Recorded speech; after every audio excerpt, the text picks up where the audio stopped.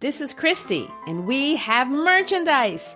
Go to howtolovelitpodcast.com and check out amazing t-shirts, mugs, stickers. If you love great quotes, we have some of our favorites. If you love silliness, check out our mascot, Brain Man.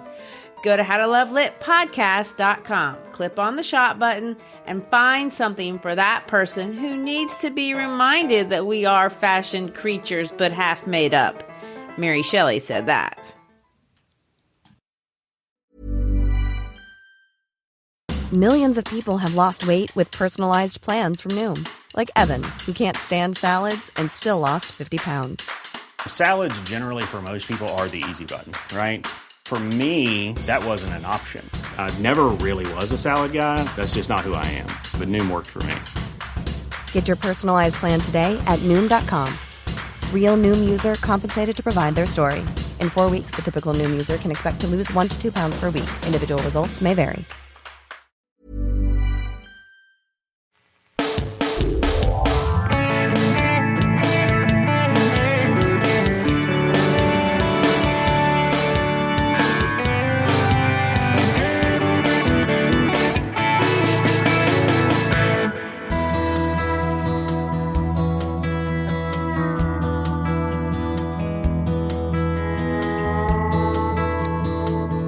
I'm Christy Schreiber, and we're here to discuss books that have changed the world and have changed us. And I'm Gary Schreiber, and this is the How to Love Lit podcast. This is part 2 of a 2-part series on the American short story writer Flannery O'Connor and her breakout story, A Good Man is Hard to Find. Last episode, we introduced O'Connor. We talked about her biography, her philosophy of writing, and we read the first half of A Good Man is Hard to Find, stopping along the way to bring in a little context. Christy, O'Connor was writing at a time where most literary critics believed some of the things we do by looking at the author's life and worldview are irrelevant. They taught that the story stands alone and should be read independent of the biography of the author. What do you think of what is called new criticism and the idea that a work is a self-contained work of art and is not served by looking at the history or culture or biography of the author? Well, I mean, I'm certainly not against it. I think there's absolute truth in the idea that works of art transcend their moment. They do stand alone.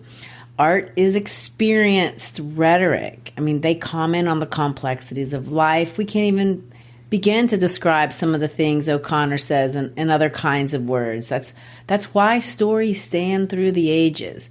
I mean, even like a work as old as Beowulf, we don't know who the author is, but 2,000 years later, across cultures, we find that it's relevant.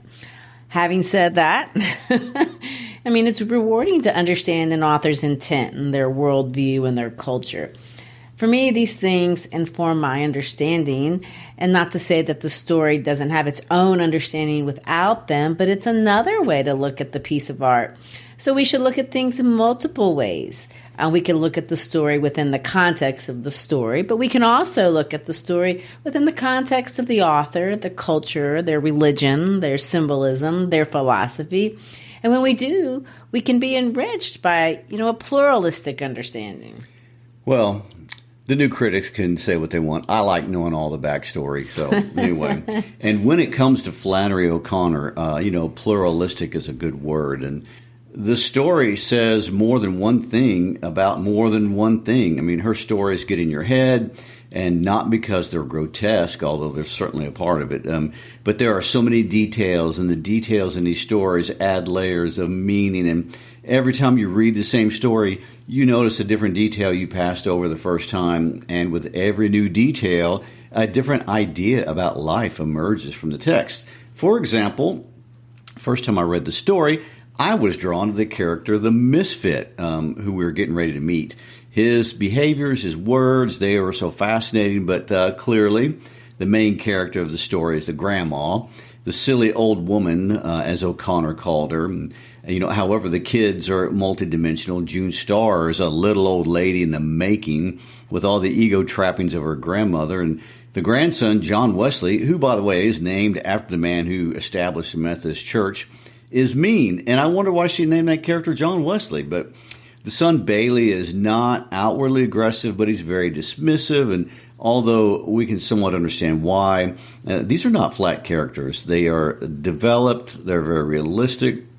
There's all the symbolism of the animals and the different colors, and she focuses in a lot on eyes. And I'd have to think about this story a long time to think through everything there is to think about, which sounds boring, but it's actually a rewarding exercise. Well, today as we read to the end, I want us to consider one lens through which O'Connor read her stories. In a 1958 letter, O'Connor wrote this: "It seems to me that all good stories are about conversion, about a character's changing. The action of grace changes a character, and all my stories are about the action of grace on a character."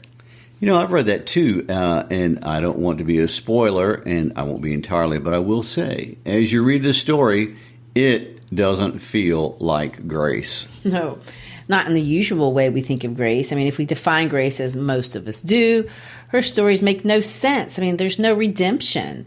If we think of redemption as everything working out in the end, happily ever after, so to speak, but that's not what happens. For O'Connor, grace meant something very different. True. And so instead of thinking about grace as getting something for free, receiving a gift you don't deserve, we should think of grace as a knowledge of truth and real truth. For O'Connor, that is the gift God gives you when he gives you grace. He gives you a true understanding of the world as it really is. And for her, this is about God because only God is truth. And of course, you don't have to see truth as coming from God like she does. But even if you don't, the effect that truth has on a person so radically changes a character that sometimes the grotesque occurs. And for O'Connor, God opens the eyes of the characters and God lets them see, if only for a brief moment, who they really are. They see themselves naked, metaphorically. They see the world and life as it really is. And when we see who we are, who others are in truth, we are forever changed. And so she opens a story with a silly old woman and a deception. The woman seeks to deceive her son. But what we as readers understand that she doesn't is that really she deceives herself. She sees herself as a lady. We see her as a fraud. She dresses in white gloves and a blue dress, two archetypes of symbols, but she is not innocent and she does not bring peace. No. So instead of peacefully going to Florida, we have a grandmother who has hidden a cat in a basket and told her family about a convict on the loose trying to alter the course of their journey. And at the end of the last episode, the family has stopped at the Tower, which is a small diner, where a man named Sammy and his wife serve Coca-Colas, as they say in the South, lunch, and June Star dances to the Tennessee Waltz. And this is where we can pick up the story. His wife brought the orders, carrying the 5 plates all at once without a tray, 2 in each hand and 1 balanced on her arm. "It isn't a soul in this green world of God's that you can trust," she said, "and I don't count nobody out of that. Not nobody," she repeated, looking at Red Sammy. "Did you read about that criminal, the Misfit that's escaped?" asked the grandmother. "I wouldn't be a bit surprised if he didn't attack this place right here," said the woman. "If he hears about it being here, I wouldn't be none surprised to see him. If he hears his 2 cents in the cash register, I wouldn't be at all surprised if he—" "That'll do," Red Sam said. "Go bring these people their Coca-Colas." And the woman went off to get the rest of the order. "A good man is hard to find," Red Sammy said. "Everything is getting terrible. I remember the day you could go off and leave your screen door unlatched. Not no more." He and the grandmother discussed better times.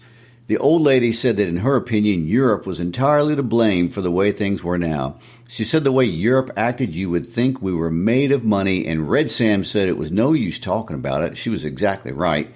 The children ran outside into the white sunlight and looked at the monkey in the lacy chinaberry tree.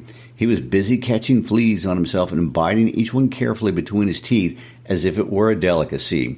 They drove off again into the hot afternoon. And so we're introduced to the title of the story. A good man is hard to find. And of course, they have agreed that they are both good. Sammy, the man who berates his wife, is good. The grandma, the one who lies to her children, is good. And in a sense, they are good. They're the kind of people that their communities find acceptable. Except O'Connor has made them totally unlikable to us, her readers. We don't find them good. And we're to ask ourselves, what makes a person good, really? Is it the behaviors that they're exhibiting? It doesn't seem like that to us. I want to interject a Bible story here that's relevant to what we're talking about. It's from the New Testament, and there's a story about a rich young ruler, and that's exactly how he's described in the Bible. He's rich, he's young, and he's a ruler. These are three characteristics we still value. And of course, these characters in this story would find this rich young ruler good. And yet the Bible story is very confusing. The rich young ruler goes to Jesus, and he calls him a good teacher, and he asks him what good thing he should do to have eternal life. And Jesus tells him, well, follow the commandments. The rich young ruler responds that he's followed all of the commandments, which, by the way, if Jesus were to ask this grandmother and Red Sammy if they had followed the commandments, they would for sure say, well, of course we have. But then Jesus says this, good. Then if you want eternal life, sell everything you have, give it to the poor, and then follow me. Of course, when the rich young ruler hears this, he goes away sad because he's rich and he has a lot of stuff. After the man left, Jesus' disciples asked him, what did he mean by that? He never told anyone else to sell everything they had and give it to the poor. Why did that guy have to do that? And Jesus' answer to them is very confusing. He says that it's easier for a camel to walk through the eye of a needle than for a rich man to get into heaven. This, of course, is very confusing. To us, it was confusing to Jesus' disciples. So they ask, well, who can go to heaven if the rich young ruler can't and he follows all the commandments? To which Jesus responds, it's impossible unless God intervenes. So the rest of the story, our story that we're reading, according to O'Connor, is the story of this woman as if she were the rich young ruler. And this is the story of how maybe, just maybe, this old woman gets to heaven.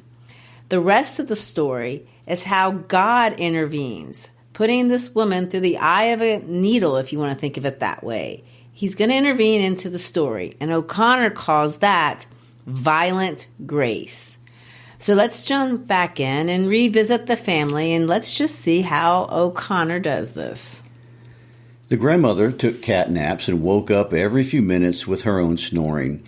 Outside of Toomsboro, she woke up and recalled an old plantation that she had visited in this neighborhood once when she was a young lady. She said the house had 6 white columns across the front, that there was an avenue of oaks leading up to it and 2 little wooden trellis arbors on either side in front where you sat down with your suitor after a stroll in the garden. She recalled exactly which road to turn off to get to it. She knew that Bailey would not be willing to lose any time looking at an old house, but the more she talked about it, the more she wanted to see it once again and find out if the little twin arbors were still standing. There was a secret panel in this house, she said craftily, not telling the truth but wishing that she were. And the story went that all the family silver was hidden in it when Sherman came through, but it was never found. Let me point out again, this woman at this point is flat out lying, and she manipulates the grandchildren because she wants what she wants.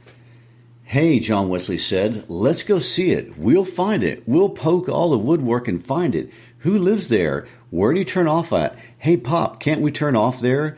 We never have seen a house with a secret panel, June Star shrieked. Let's go to the house with the secret panel.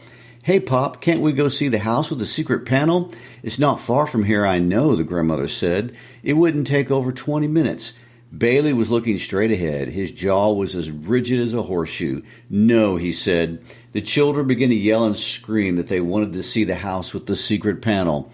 John Wesley kicked the back of the front seat, and June Starr hung over her mother's shoulder and whined desperately into her ear that they'd never had any fun even on their vacation, that they could never do what they wanted to do. The baby began to scream, and John Wesley kicked the back of the seat so hard that his father could feel the blows in his kidney. All right, he shouted and drew the car to a stop at the side of the road. Will you all shut up? Will you all just shut up for 1 second? If you don't shut up, we won't go anywhere. It would be very educational for them, the grandmother murmured. All right, Bailey said, but get this. This is the only time we're going to stop for anything like this. This is the one and only time. The dirt road that you have to turn down is about a mile back, the grandmother directed. I marked it when we passed. A dirt road, Bailey groaned. After they had turned around and were headed toward the dirt road, the grandmother recalled other points about the house. The beautiful glass over the front doorway and the candle lamp in the hall. John Wesley said that the secret panel was probably in the fireplace. You can't go inside this house, Bailey said. You don't know who lives there. While you all talk to the people in front, I'll run around behind and get in a window, John Wesley suggested. We'll all stay in the car, his mother said. They turned onto the dirt road, and the car raced roughly along in a swirl of pink dust. Grandmother recalled the times when there were no paved roads and 30 miles was a day's journey. The dirt road was hilly, and there were sudden washes in it and sharp curves on dangerous embankments. All at once they would be on a hill looking down over the blue tops of trees for miles around. Then the next minute they would be in a red depression with the dust-coated trees looking down on them. This place had better turn up in a minute, Bailey said, or I'm going to turn around. The road looked as if no one had traveled on it in months. So notice how they're off the main road and on a back road that hasn't been traveled on for months. It's not much farther, the grandmother said, and just as she said it, a horrible thought came to her. The thought was so embarrassing that she turned red in the face and her eyes dilated and her feet jumped up, upsetting her valise in the corner. The instant the valise moved, the newspaper top she had over the basket under it rose with a snarl, and Pitty Sing, the cat, sprang onto Bailey's shoulder. The children were thrown to the floor, and their mother, clutching the baby, was thrown out the door onto the ground. The old lady was thrown in the front seat. The car turned over once and landed right side up in a gulch off the side of the road. Bailey remained in the driver's seat with the gray cat striped with a broad white face and an orange nose clinging to his neck like a caterpillar. As soon as the children saw they could move their arms and legs, they scrambled out of the car shouting, "We've had an accident!" The grandmother was curled up under the dashboard, hoping she was injured so that Bailey's wrath would not come down on her all at once. The horrible thought that she had had before the accident was that the house that she had remembered so vividly was not in Georgia, but in Tennessee. Bailey removed the cat from his neck with both hands and flung it out the window against the side of a pine tree. Then he got out of the car, started looking for the children's mother. She was sitting against the side of the red-gutted ditch, holding the screaming baby, but she only had a cut down her face and a broken shoulder. "We've had an accident," the children screamed in a frenzy of delight. "But nobody's killed," June Starr said with disappointment as a grandmother limped out of the car, her hat still pinned to her head, but the broken front brim standing up at a jaunty angle and the violet spray hanging off to the side. They all sat down in the ditch except the children to recover from the shock. They were all shaking. "Maybe a car will come along," said the children's mother hoarsely. "I believe I have injured an organ," said the grandmother, pressing her side, but no one answered her. Bailey's teeth were clattering. He had on a yellow sports shirt with bright blue parrots designed in it, and his face was as yellow as the shirt. The grandmother decided that she should not mention that the house was in Tennessee. The road was about 10 feet above, and they could see only the tops of the trees on the other side. Behind the ditch they were sitting in there were mere woods, tall and dark and deep. In a few minutes they saw a car some distance away on top of a hill, coming slowly as if the occupants weren't watching them. The grandmother stood up and waved arms dramatically to attract their attention. The car continued to come on slowly, disappeared around a bend, and appeared again, moving even slower on top of the hill. They had gone over. It was a big, black, battered, hearse-like automobile. There were 3 men in it. So the grandmother caused them to get off the main road. The grandmother who had hidden the cat caused the accident. Then the grandmother remembered that the road was nowhere near where she was supposed to be. Of course, she's conveniently keeping that to herself. Of course, no one notices that the mother's shoulder is broken, and it's the grandmother who is going to wave down strangers. The automobile is described as a black, battered hearse. That's always comforting. Indeed. It came to a stop just over them, and for some minutes the driver looked down with a steady, expressionless gaze to where they were sitting and didn't speak. Then he turned his head and muttered something to the other two, and they got out. One was a fat boy in black trousers and a red sweatshirt with a silver stallion embossed on the front of it. He moved around on the right side of them and stood staring, his mouth partly open in a kind of loose grin. The other had on khaki pants and a blue striped coat and a gray hat pulled down very low, hiding most of his face. He came around slowly on the left side. Neither spoke. The driver got out of the car and stood by the side of it, looking down at them. He was an older man than the other two. His hair was just beginning to gray, and he wore silver-rimmed spectacles that gave him a scholarly look. He had a long, creased face and didn't have on any shirt or undershirt.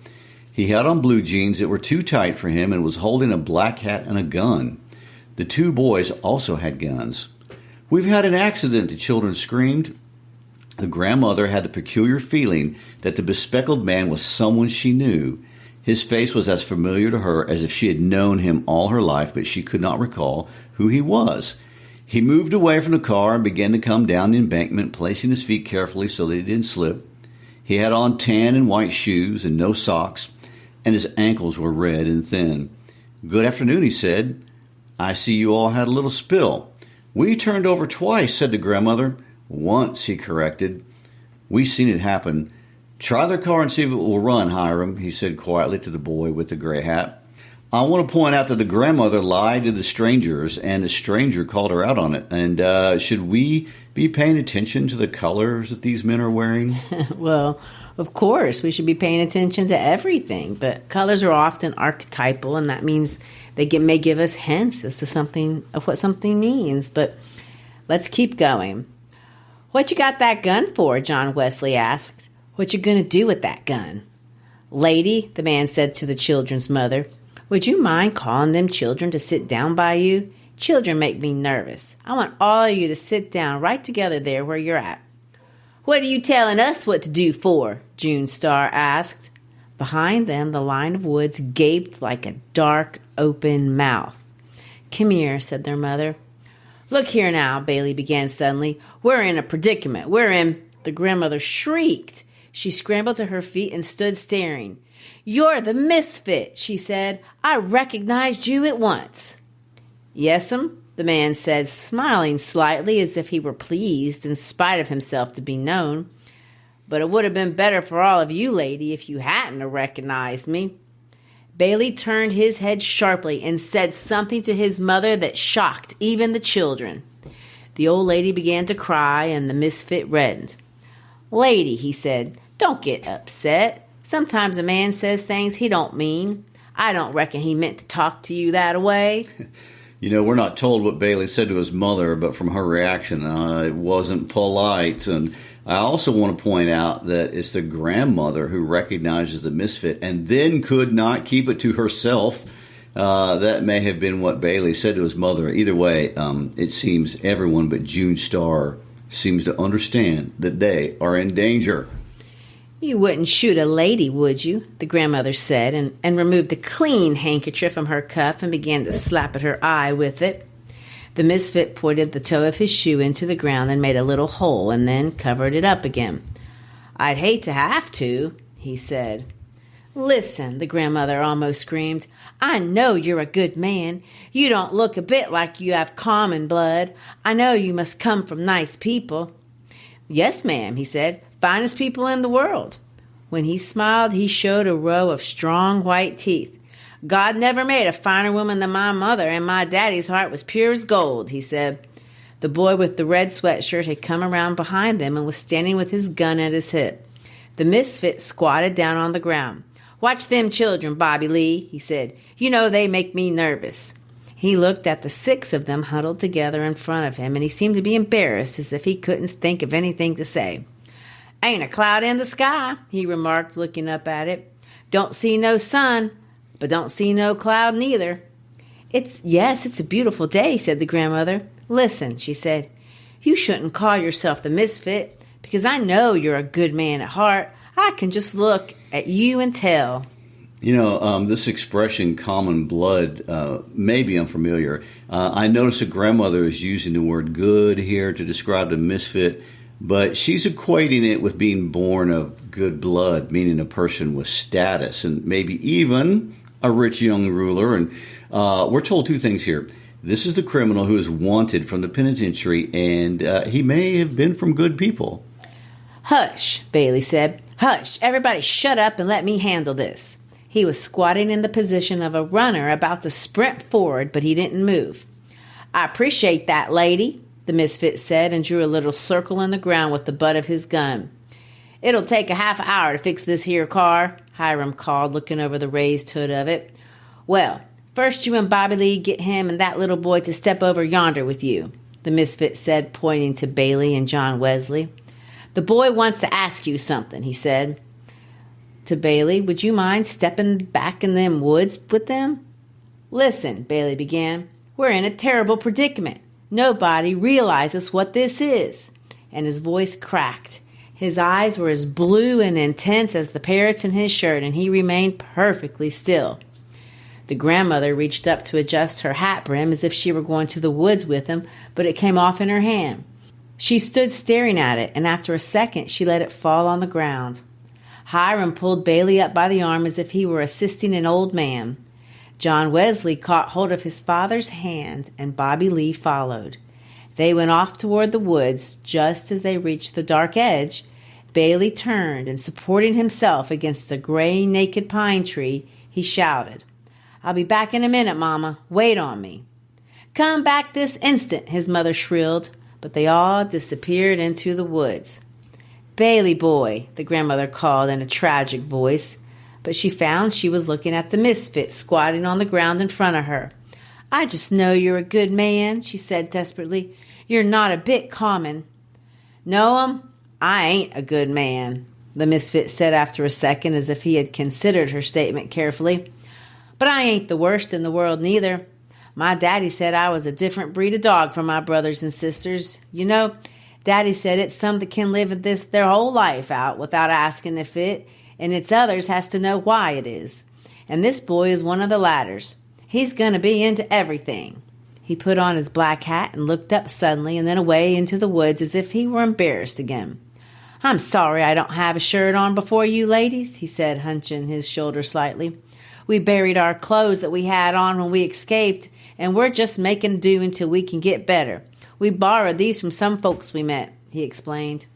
That's perfectly all right, the grandmother said. Maybe Bailey has an extra shirt in his suitcase. I'll look and see correctly, the misfit said.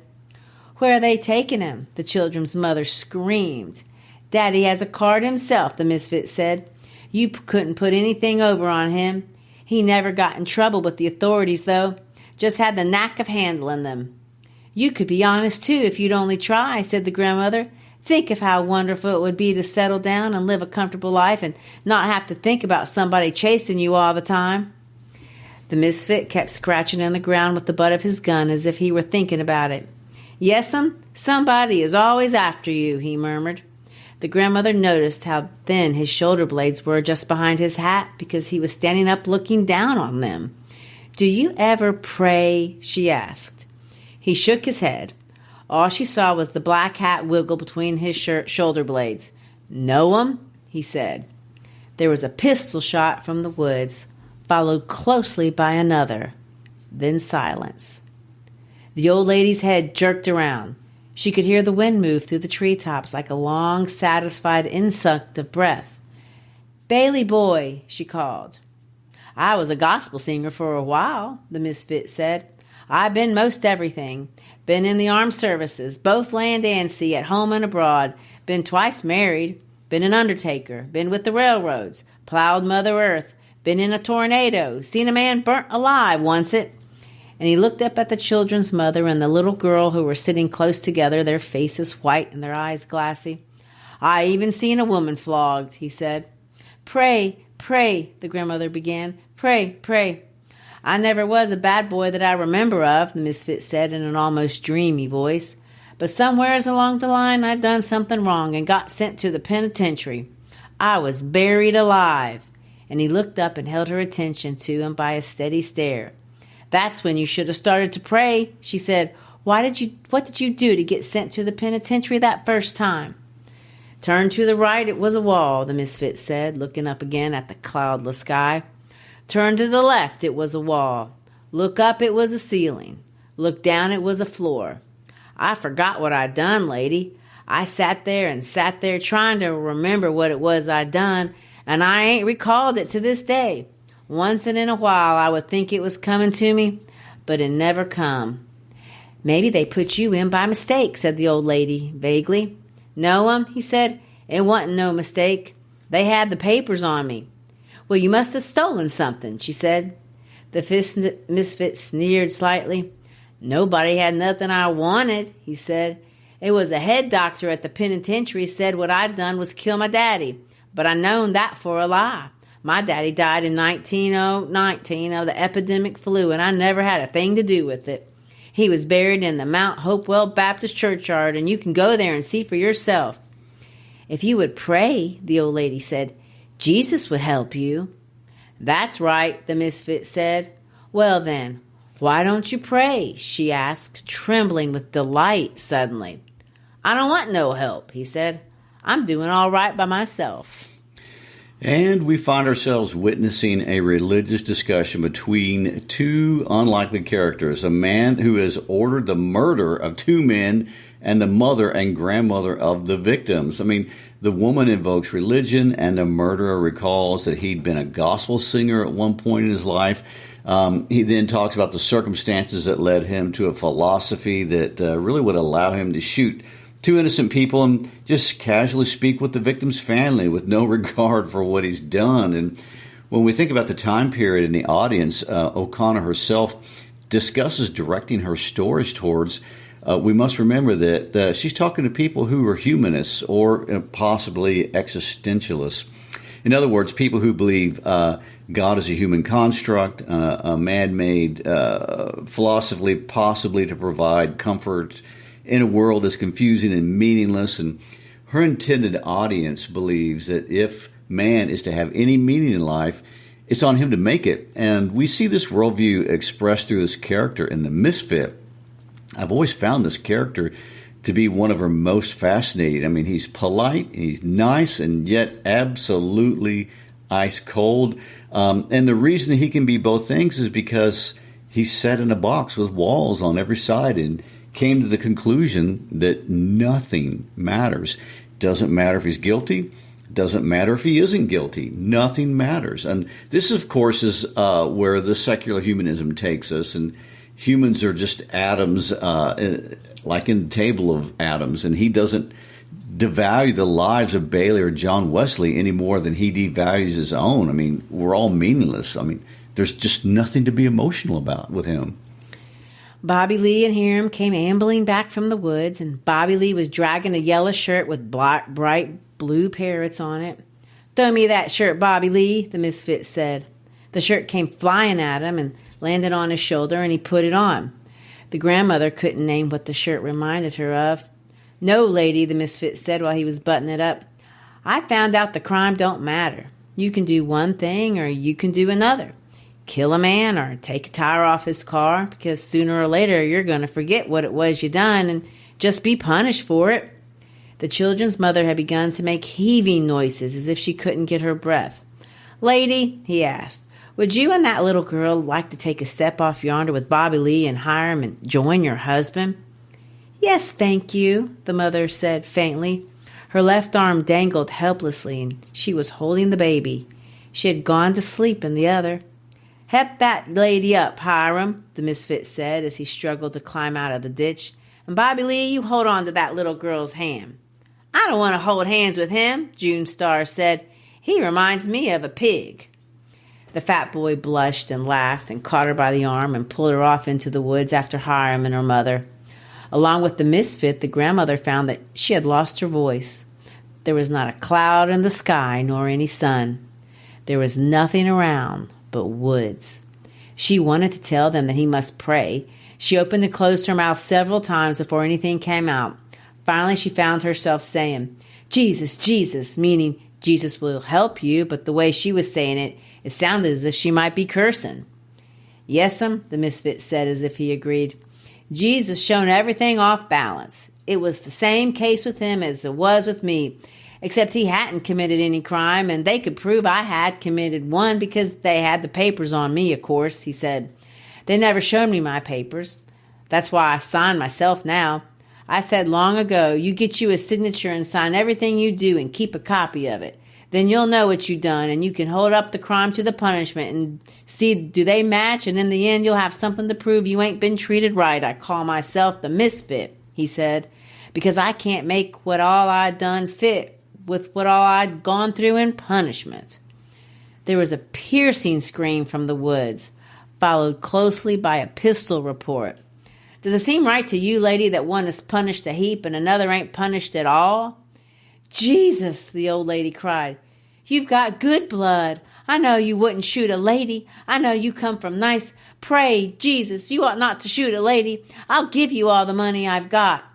Lady, the Misfit said, looking up far into the woods. There never was a body that give the undertaker a tip. You know, here we're looking at this old woman exposed. I mean, she has hidden her entire life behind a cloak of religion. It's what made her good in her own eyes.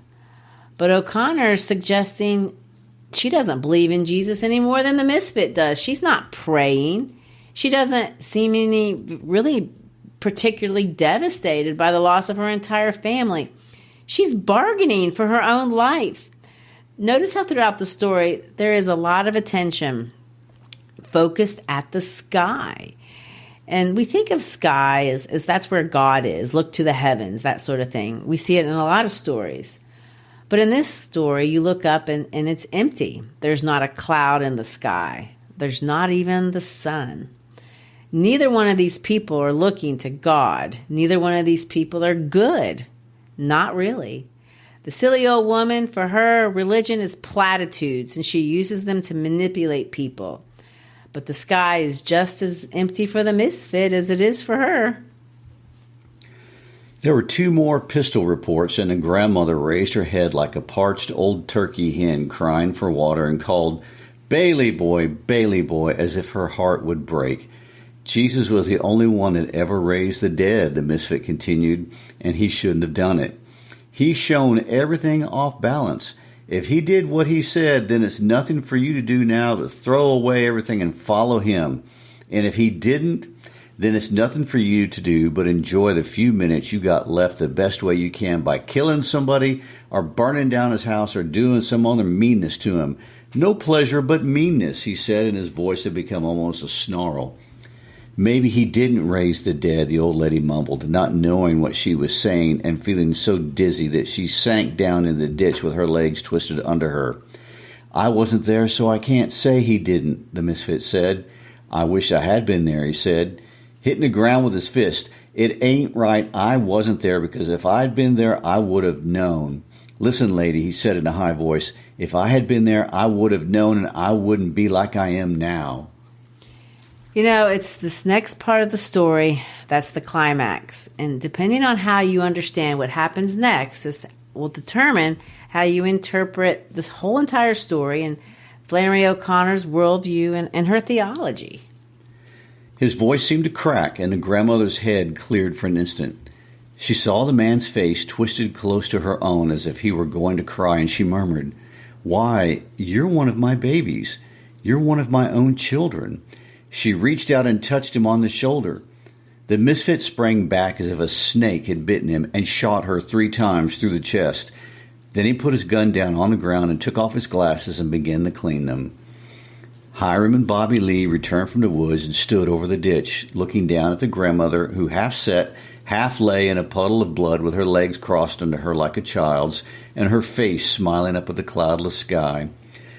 Without his glasses, the Misfit's eyes were red-rimmed and pale and defenseless-looking. Take her off and throw her where you shown the others, he said, picking up the cat that was rubbing itself against his leg. She was a talker, wasn't she? Bobby Lee said, sliding down the ditch with a yodel. She would have been a good woman, the Misfit said, if it had been somebody there to shoot her every minute of her life. Some fun, Bobby Lee said. Shut up, Bobby Lee, the Misfit said. It's no real pleasure in life. You know, this final scene is jarring. The old woman looks at the Misfit, and she sees him as one of her babies. What does she see, and why does he shoot her for it? And he just doesn't shoot her once like they'd shot everybody else. He shoots her 3 times. When asked about the violence in her stories, this is what O'Connor had to say. I suppose the reasons for the use of so much violence in modern fiction will differ with each writer who uses it. But in my own stories, I have found that violence is strangely capable of returning my characters to reality and preparing them to accept their moment of grace. Their heads are so hard that almost nothing else will do the work. This idea that reality is something to which we must be returned to at considerable cost is one which seldom understood by the casual reader. You know, it's so easy to judge this old woman. I mean, she's racist, she's ignorant, she's arrogant, she's deceitful, and in the end, she's responsible for her own death, and not even for her own death, but for the death of her entire family. And yet, here's the irony. If you as a reader, or I as a reader, see ourselves as better than her, then we are her. Because what O'Connor wants us to do is see ourselves in her. We're no better. We're the same as the old woman. We're the same as the misfit. And that is what the old woman saw at the very end. She looked at that misfit. She reached out to him. She saw him as if she were her own child. He was just like her. She was just like him. In the extremity of the violence, she found her humanity. And that is the moment she found God's grace. When she dies, she's sitting in blood, but her face is smiling, suggesting perhaps she has seen the face of God. And, of course, the misfit gets the greatest line in the whole story. She would have been a good woman if it had been somebody there to shoot her every minute of her life. And that is what O'Connor means by violent grace. What does it take for us to get to that place of recognition in ourselves, of our neighbor, of the world? And when the misfit saw that she saw him for who he was, I mean, that's the moment he shot her. There's no pleasure but in meanness. And that's what the misfit had believed that had gotten him to that place. And, you know, the real pleasure in life was in hurting others. And, of course, there are quite a few people that believe that. But what's interesting is that the last line suggests that's been taken from him by the grandmother. O'Connor seems to suggest that maybe in her dying, the grandma opens the door for his redemption as well. And in that, the grotesque leads to faith. What a worldview. It certainly makes your head spin. I have never heard anything like it ever before, and so indeed it does. Well, thank you for listening.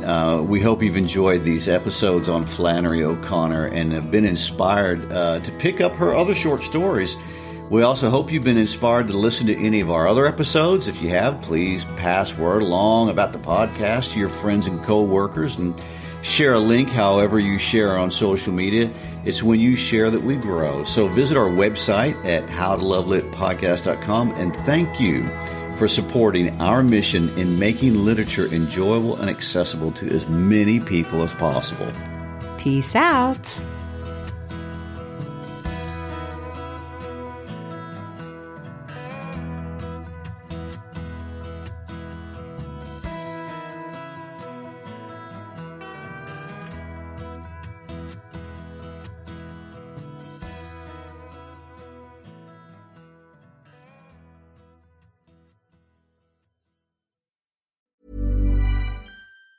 The new Boost Mobile network is offering unlimited talk, text, and data for just $25 a month for life. That sounds like a threat. Then how do you think we should say it? Unlimited talk, text, and data for just $25 a month for the rest of your life? I don't know. Until your ultimate demise. What if we just say forever? Okay. $25 a month, forever. Get unlimited talk, text, and data for just $25 a month with Boost Mobile forever. After 30 gigabytes, customers may experience slower speeds. Customers will pay $25 a month as long as they remain active on the Boost Unlimited plan.